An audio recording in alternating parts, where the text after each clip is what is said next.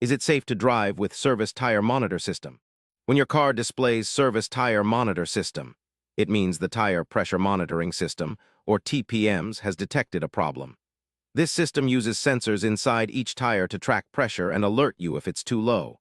The warning could be triggered by a dead sensor battery, damaged sensor, or an actual tire pressure issue. Understanding this helps you decide how urgent the problem is. If the TPM's warning appears, you can often drive a short distance to a service center safely. However, if your tires really are underinflated, this can reduce your car's handling, increase tire wear, and even cause a blowout.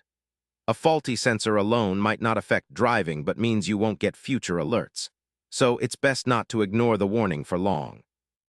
Ignoring the Service Tire Monitor System warning can be dangerous.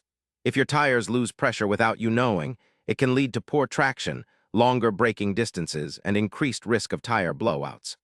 Low tire pressure also wastes fuel and wears your tires faster. Even if the issue is sensor-related, you lose the safety net of early alerts. So getting the system checked promptly is crucial. When you see this warning, your first step should be to manually check your tire pressures with a gauge. Inflate any tires below the recommended pressure.